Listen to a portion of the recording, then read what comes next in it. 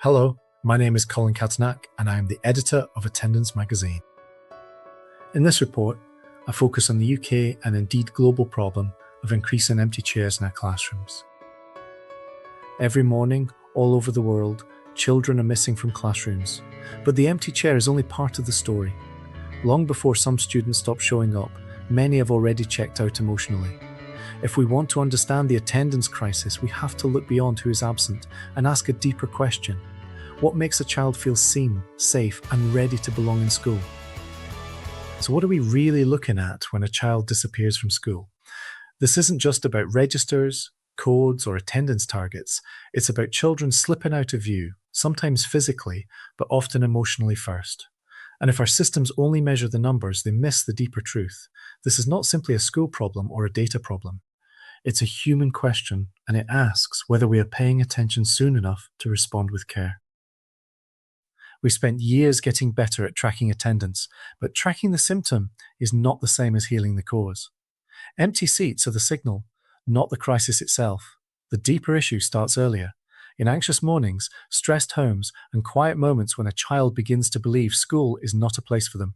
If we keep treating attendance as the whole problem, we risk missing the real opportunity, which is to restore trust, connection, and a sense of belonging.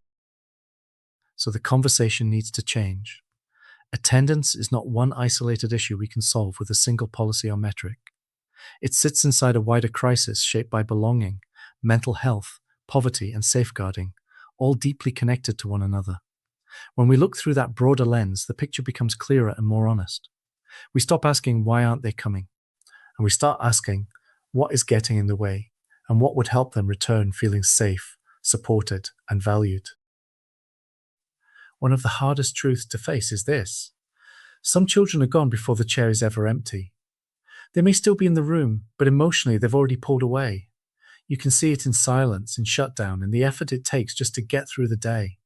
And often that disengagement begins far beyond the school gates.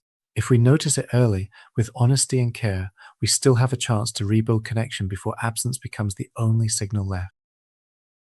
This is the shift that changes everything. Children don't attend because they are told to. They attend where they feel they belong. When a school feels safe, when a child feels understood, valued, and known, showing up becomes more possible.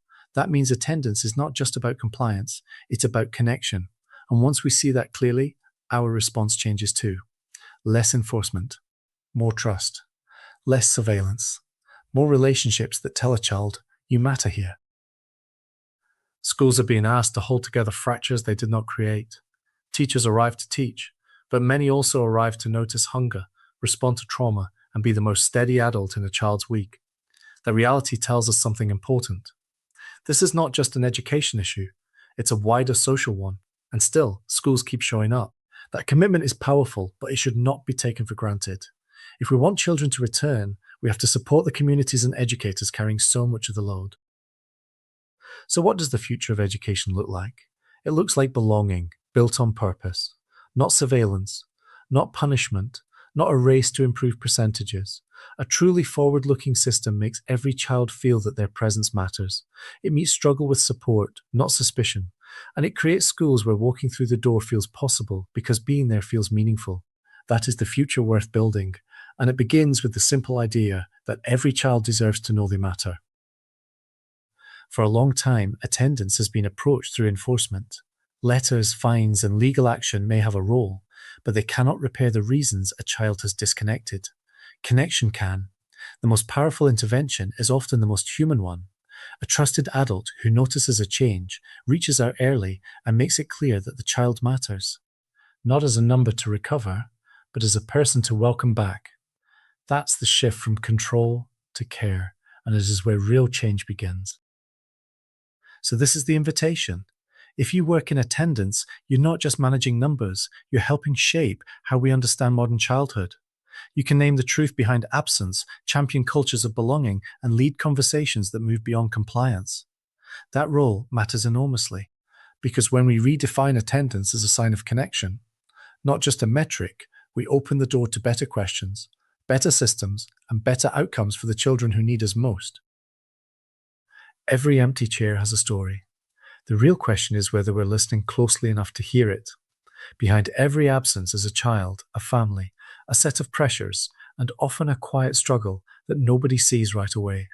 And when that child does walk through the door, that moment matters. Not because a number improved, but because hope did. At its heart, attendance work is the work of noticing, understanding, and never giving up on the child behind the chair.